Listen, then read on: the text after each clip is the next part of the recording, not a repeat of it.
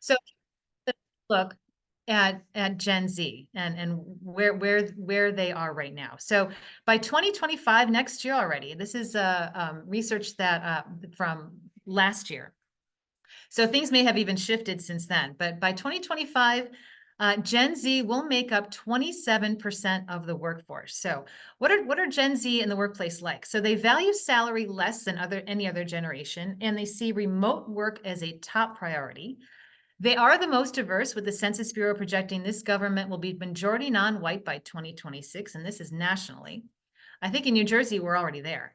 They're not opposed to a corporate job, but they're not as likely as other generations of employees to make compromises for a workplace that doesn't fit their values. So they're very values oriented, and they'll look at, if they're going for a job interview, they'll check out that company's website. And if the company's goals and mission and values don't align with their own, they may not be interested in a position with them.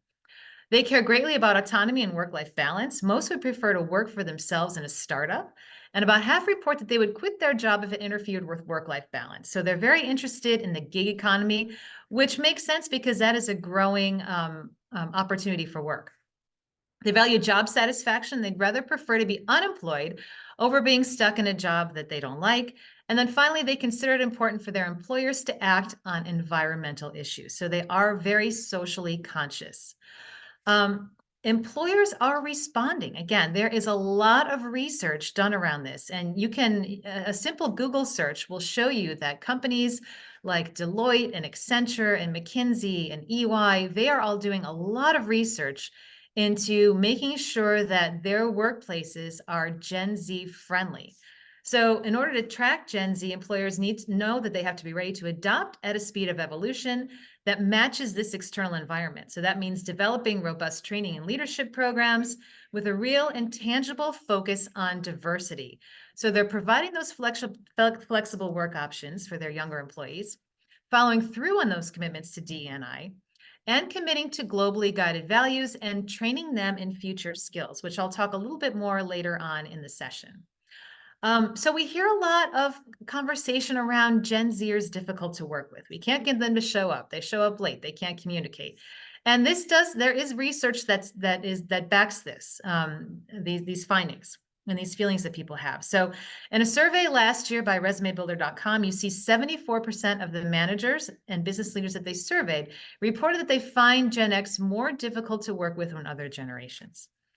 Respondents to the survey reported that the group tends to feel entitled. They demonstrate a lack of effort, motivation, and productivity. And some managers reported having to fire Gen Z employees due to these issues. And I see this here as a person who hires a lot of young people to work for our organization part-time. And this employability skills gaps persist. So we've seen this employability skills gap for a while. There's been a lot of research locally here in New Jersey from the New Jersey Business and Industry Association. They saw significant employability skills gaps way back in 2014 when they surveyed all of their employers in New Jersey, which is a considerable amount. And this still does remain. This is from Job Outlook 2022. So this is a national survey. And the findings that BIA found back in 2014 in New Jersey really mirror these. So you see the competencies there on the left. You see the importance that employers put on those competencies and the proficiency that they saw in their entry-level employees. So we still are seeing this employability skills gap. But, you know, our young people, our Gen Z people really have seen a lot of challenges. Sorry, my phone's ringing. So Gen Z, as you know, they have an extreme online presence with social media usage reaching 4 or more hours a day. And that is double the rate of adults in the United States. So imagine if you were on social media 4 more hours a day, that would really mess with your head too. So that's what they're doing. They have to contend with that ego bruising, those mental health structures that still persist, while comparing their inability to find the right job. A lot of them are feeling stuck in temporary roles like retail stores, worried about over how they're going to pay back their college debt, their tuition debt, and then feeling betrayed that they don't have enough money to get an apartment, buy a car like some older generations did.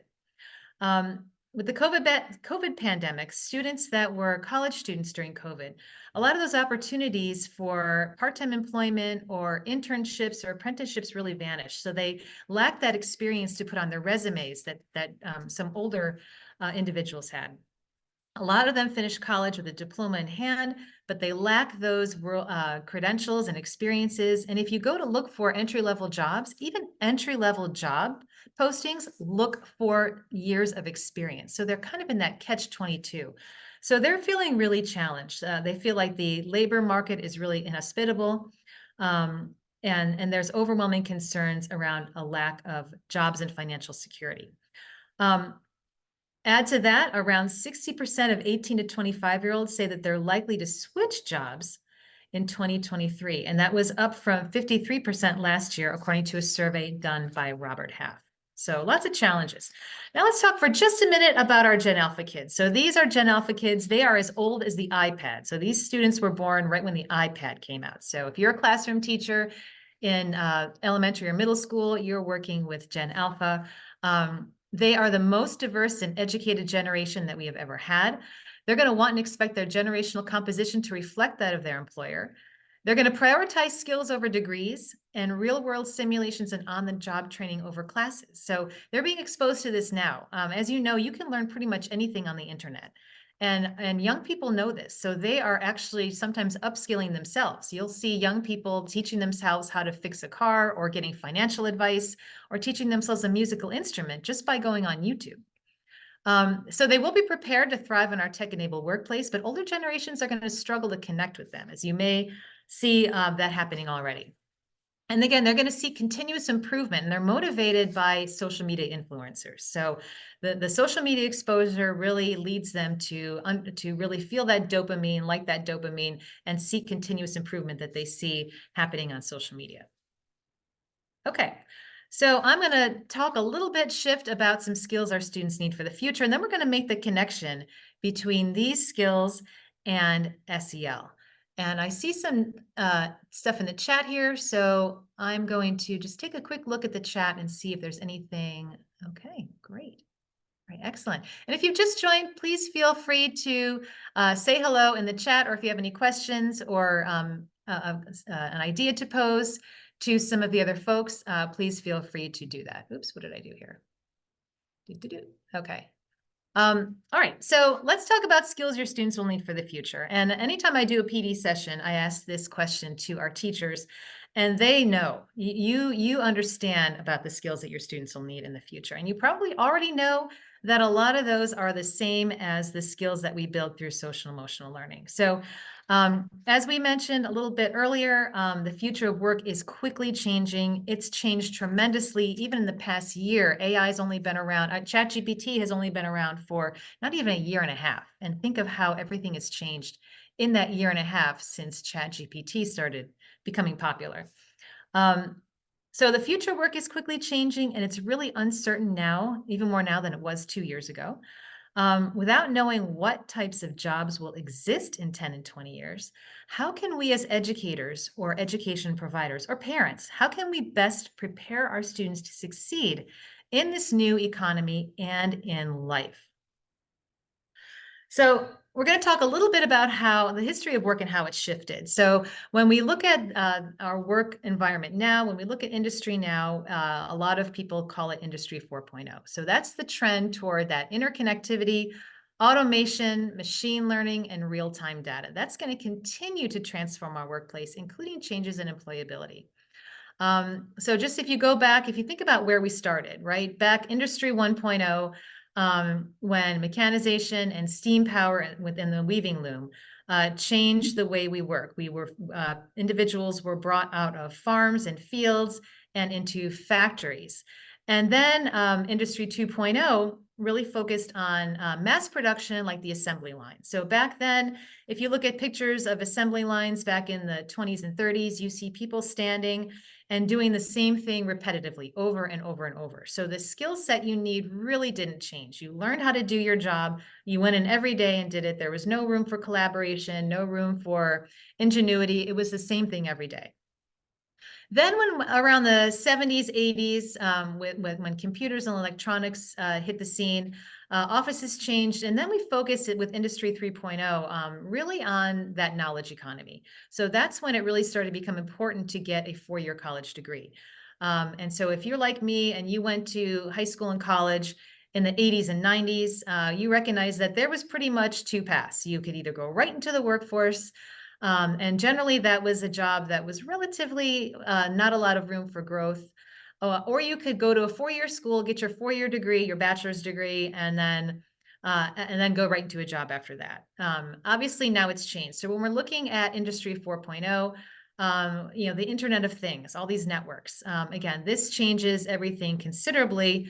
And when you look at the difference of time between 1.0, 2.0, 3.0, and 4.0, the advances that have been made in this Industry 4.0, even in the last couple years, are significant. So what's that going to look like in the future? It's really hard to say.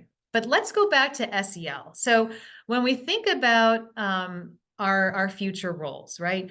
A lot of young people are worried that robots are going to take their jobs. And that's a fear that's very common. And for me, I've had to continuously upskill to learn this new technology. Most of us, when COVID hit and we all had to work from home and teach from home, we had to learn a lot of new skills. We had to learn how to use Zoom. We had to learn how to create websites, how to communicate that way. um, and how to be agile quickly. And our young people had to learn that too. So we've weathered that storm. We built some skills, and this is where it makes the connection. So research shows that in the AI age, in that artificial intelligence age, employers expect to increasingly value soft skills that enhance human interactions and foster that rich, people-centered community cultures. Employers anticipate, and this is research again. It's very easy to find this research because it's all over the place. Castle also has a lot of research, which I'll touch base on a little bit later. They anticipate that AI will work best when it enhances people's talents and helps build human connectedness. So that's where the SEL skills are even more important with AI, because when you have those SEL skills, you're able to make those connections that AI just cannot do. So those of us or employers that have those skills are really going to be more valued in the workplace. Okay, so here is some research again that talks about workforce trends, especially around skills. So this is a study, a big global study that was done by McKinsey in 2021. So in 2021, McKinsey Global Institute looked at the kind of jobs that will be lost as well as those that will be created as this automation, AI, robotics take hold. And they identified the skills that will become increasingly important as a result.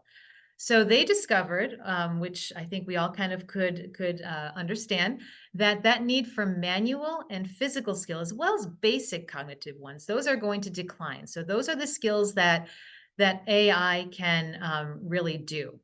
For example, bank tellers, right? We love our bank tellers. There's nothing better than trusting an actual person with our money, going into that bank we've been going to for years, and seeing that same teller that we've been working with, and doing our banking that way. However, most of us bank using our phones. So fintech is something that has really taken over in the past couple of years because we do all of our banking online now. So that's an example of a job or a career path that's shifted with AI. But then in the financial services industry, those financial services organizations are recognizing the importance of upskilling their employees, making sure that they still have people that will build those relationships, but also have the tech savvy skills to manage fintech. So this research that McKinsey did identified a set of 56 foundational skills that will benefit all citizens and showed that higher proficiency in them is already associated with a higher likelihood of employment, higher incomes, and job satisfaction. So these skills lead to getting a job, having a higher income, and being happy in your job. So let's take a look at what these are. And there's a lot of words on this screen. I'm not going to read all of them, but they took these 56 skills and they divided them into 4 areas. and put them out as deltas, right? They're called distinct elements of talent. So they fit in 4 quadrants. And those of you who understand social emotional learning, you're going to see a lot of the stuff here that you learn about all the time that you focus on. So one of those quadrants is cognitive, things like critical thinking, planning and ways of working, mental flexibility, and communication. Next quadrant is interpersonal. So mobilizing systems, developing relationships, teamwork, and effectiveness. And again, if you are thinking about the SEL competencies and subcompetencies, these really look the same, don't they? Which is, I think, is great because those SEL competencies and subcompetencies were approved by the NJDOA, I think back in 2016 or 2017, right around there. And this came out in 2021. So kudos to New Jersey and the SEL leaders here. So those are 2 of the quadrants. The other 2 are self-leadership. So that is self-awareness and self-management, entrepreneurship, and goals achievement. And then finally, of course, digital. We all need to be digital fluent with digital technology. So digital fluency, digital citizenship. Again, digital citizenship is a New Jersey student learning standard under 9.4. So that's increasingly important, being able to be a good digital citizen, not being that bully online. Software use and development, and understanding digital systems, right? Cybersecurity, data literacy, that's really going to help us be productive at work with all the new technology that we have to use. So that was results from the McKinsey study. And again, you can find that very easily online if you want to get into more detail about the methodologies that they use to get that research. Just do a simple search, McKinsey Future of Work, and you should find it's a pretty big report they put out. So if you may also follow the World Economic Forum, every year they put out a future jobs report. So as I do professional development for teachers and for students, I show a lot of these slides to high school students over the years. I've been showing slides with the future jobs report data since I think 2018. And 2018, 19, 20, they were all kind of the same. 2021, they are all kind of the same. But this year, I was shocked when I saw this. The top 10 skills of 2023. And this is global. You see here analytical thinking, creative thinking, resilience, flexibility, agility, and so on. So they've kind of put these in the types of skills: cognitive, self-efficacy, management, technology, and working with others. So these are, again, this is the skills judged to be of greatest importance to workers at the time of the survey. But then they go a little bit deeper, and this one looks at skills on the rise. So these are the skills judged to be increasing in importance most rapidly between this year and 2027. So they're very, very similar: creative thinking, analytical thinking, technology literacy, curiosity, and lifelong learning, and so on. Some of them are cognitive skills, right? Top ones are cognitive skills, creative thinking, analytical, and systems thinking. But then we've also got those technology skills, which are important: technology literacy, AI, and big data. And then working with others, that engagement skills, service orientation continues to be a big one. All right, so third slide in this vein, businesses' top 10 skills priorities for 2027. So these are the skills that businesses, again, globally, and organizations are going to prioritize in workforce development initiatives. So this is what they're training their employees and their future employees from now until 2027. So focusing, again, very, very similar: analytical thinking, creative thinking, AI and big data, leadership and social influence, resilience, flexibility and agility, curiosity and lifelong learning, technological literacy, design and user experience. That's, again, that one's on the rise. If you do a simple search on Indeed, you're going to see a lot of that: design and user experience, motivation and self-awareness, empathy, and active listening. This is a slide pulled from NACE, the National Association of Colleges and Employers. This one is a couple years old, but they have created competencies for a career-ready workforce. So they've developed these definitions for competencies that they think are important as they prepare college students for the workplace. So again, these are very similarly aligned. So our college partners understand the importance of these competencies: career and self-development, communication, critical thinking, equity and inclusion, leadership, professionalism, teamwork, and technology. So again, there's a lot of research. NACE has done a lot of research. So if you're interested in learning more about NACE's research and what colleges are doing to prepare students and some of their best practices, you can head on over to NACE. There's a link right there. Okay. Empathy. So empathy is important at work. And there is a lot of research around this. And this is actually a link to that research from McKinsey. So empathy is really a skill that has really shown to be more important even in the last couple of years. And there is a lot of research around it. So a lot of people are focusing on DE&I initiatives within their workplace.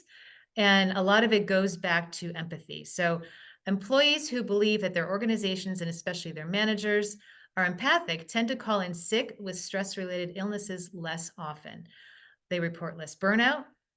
They report better mental health and morale, and a greater intent to stay at their organizations. People who feel empathized with also tend to innovate more and take creative risks. So this is research around workplace culture.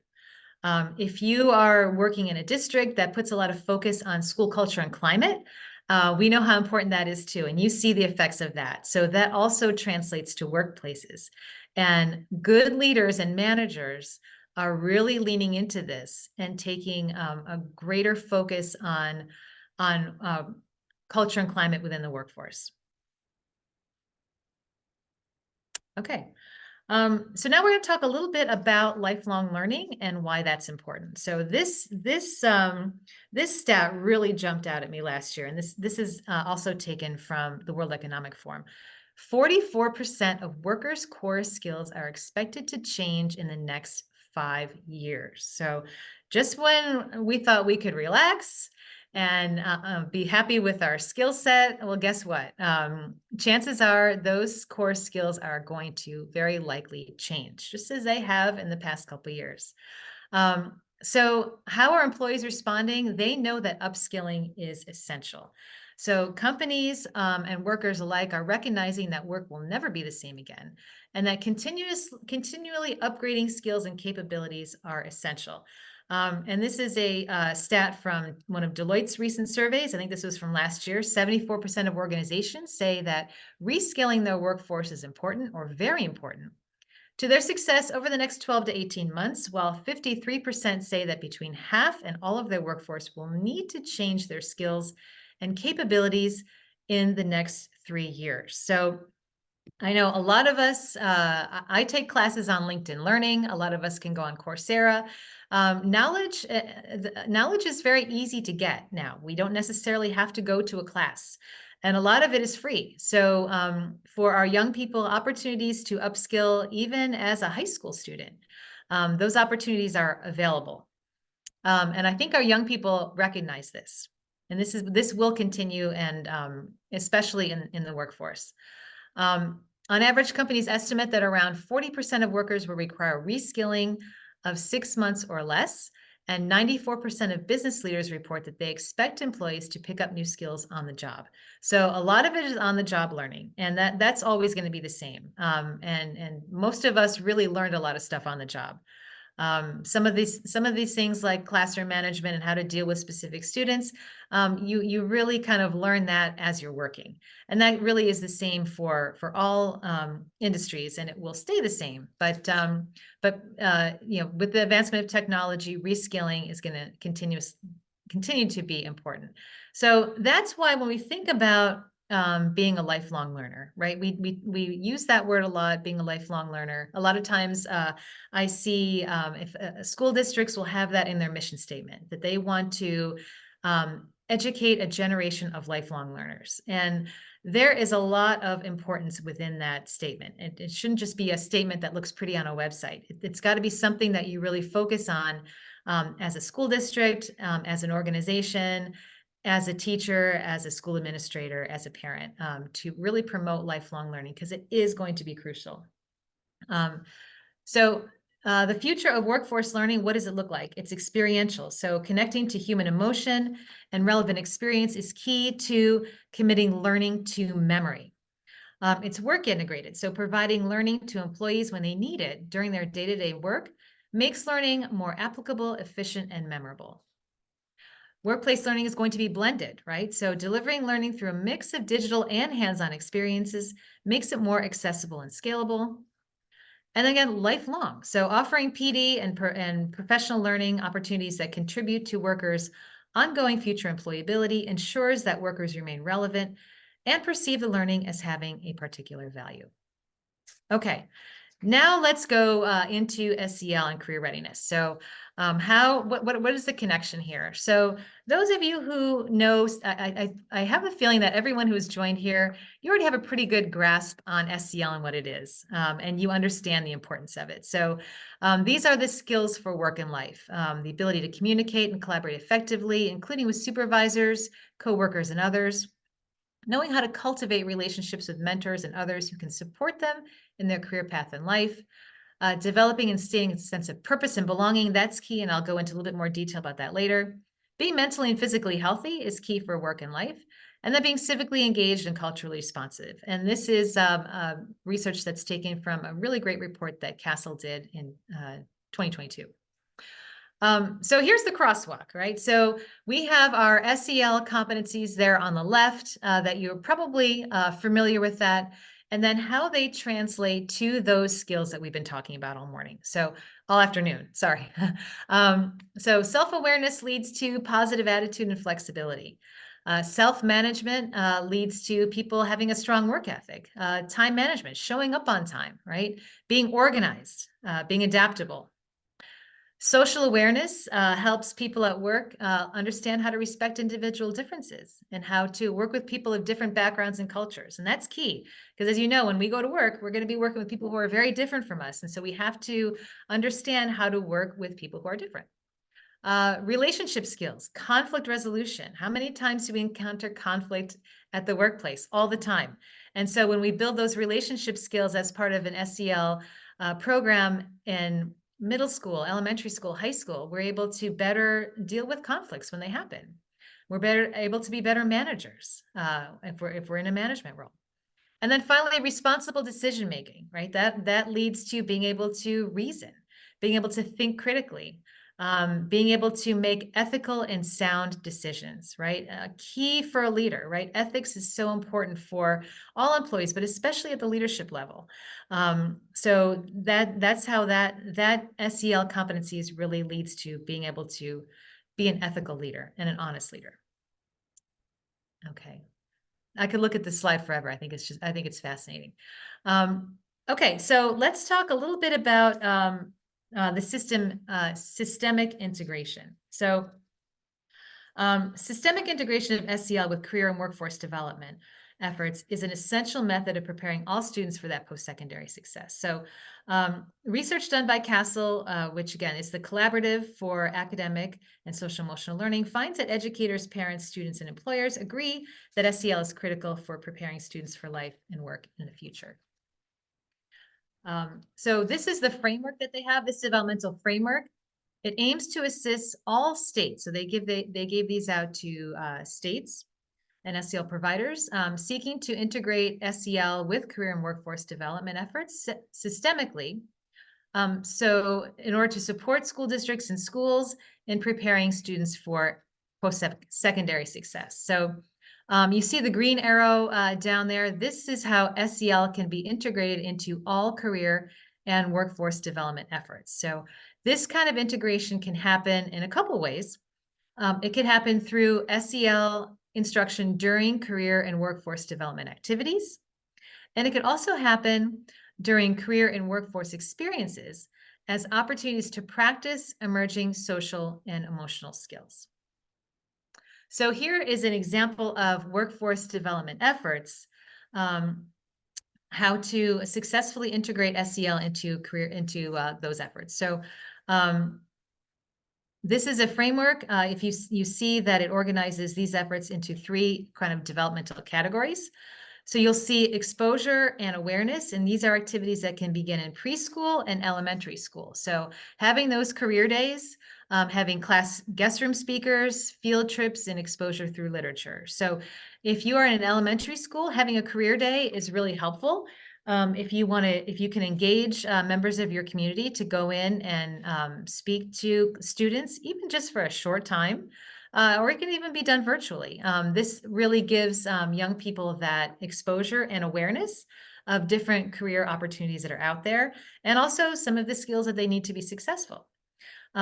Exploration and engagement for middle school, those kind of activities like project-based learning, community service learning, job shadowing, even just going to a place of work, even just taking a tour and seeing what goes on there, doing mock interviews and career mentoring. That can happen in middle school.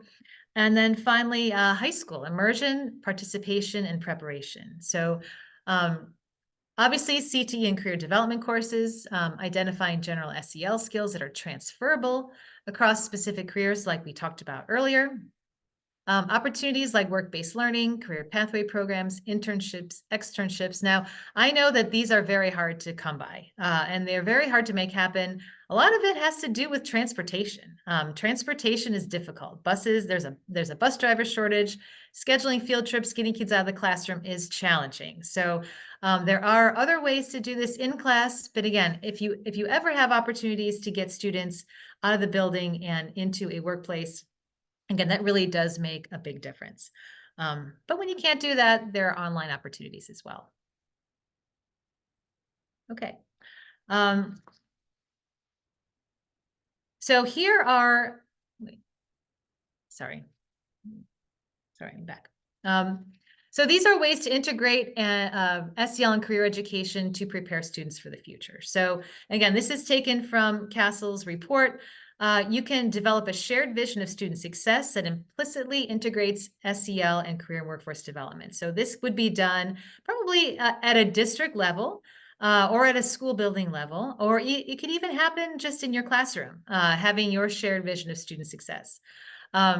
Building capacity to provide productive and collaborative instructional strategies. Fostering the creation of safe, supportive, and inclusive learning environments. So this ties into your school culture initiatives that you might have. Cultivate opportunities for customized learning, including personalized career and academic planning individualization. So this is really key, and I'll talk a little bit more about this in a moment, of why having those career plans are important. And then again, providing flexible, future-ready pathways that lead to those stackable credentials that are valued by institutions of higher education and employers. So stackable credentials, again, these can be accessed, a lot of them can be accessed online, or if you go to your local community college website. The community colleges here in New Jersey have really done an amazing job in focusing on not just 2-year degrees or associate's degrees, but they're really leaning into workforce development. And they have opportunities for high school graduates to earn credentials that don't cost a lot of money. And they're partnering with businesses. A lot of them are partnering with local businesses and companies who need people. So for example, Raritan Valley Community College is partnering with LabCorp because LabCorp is finding a hard time getting employees with a specific skill set. So LabCorp is working with RVCC on a program where students can go and take the training at RVCC and then get hired directly to LabCorp. So, and that's just an example of one community college. A lot of community colleges are doing this. So have your students or go on their websites and explore those opportunities, or visit the college and look at their workforce development opportunities. It is not necessarily crucial anymore to get a 4-year degree. You can get gainful employment by getting these types of credentials combined with these social emotional skills that are important for workplace readiness. So again, I told you I'd go back to this. So understanding your purpose. So for young people, understanding their purpose is really crucial to their growth and building these SEL skills that lead to workforce readiness skills. Understanding their why. What's their passion? Understanding what they're interested in, what their skills are, and how they can translate that to a career. That gives them a sense of why, a sense of meaning, and a purpose. So if you can get over this hurdle, that really makes a big difference. And ideally, the best time to do this is in middle school, because then that's when students become naturally curious, start thinking about their futures a lot more in the context of college and career. And when they get information about careers that might be a good fit for their skills and interests, they'll be able to make decisions around high school. So where they want to go to high school. Some students have an option where they go to high school. If they're in a school district where high schools have academies within their buildings, or if they have an opportunity to go to county vocational technical schools, or even just coursework. If they decide that they're interested in a career in STEM, then they know that they have to take 4 years of science. So they're going to make sure they sign up for biology as a freshman, with a goal of getting into AP science courses by the time they're a junior or senior. So lots of, and same thing if they want to have a career in a skilled trade, right? They having them know early that they don't necessarily have to get a 4-year degree, because skilled trades, again, as we know, there are really a lot of great career paths within skilled trades. So taking a career assessment, there are a lot of them out there. Junior Achievement has one that's free. It uses those Holland codes where they just circle smiley faces based on how they feel about a particular activity. And it can be accessed on our website at career.ja.org.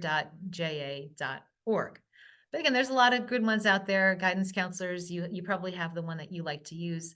But ours is free. You can go on anytime, career.ja.org. Okay, I've got about 10 minutes left. Here are some practical strategies you can use in your classroom to develop those SEL skills that lead to workforce ready skills.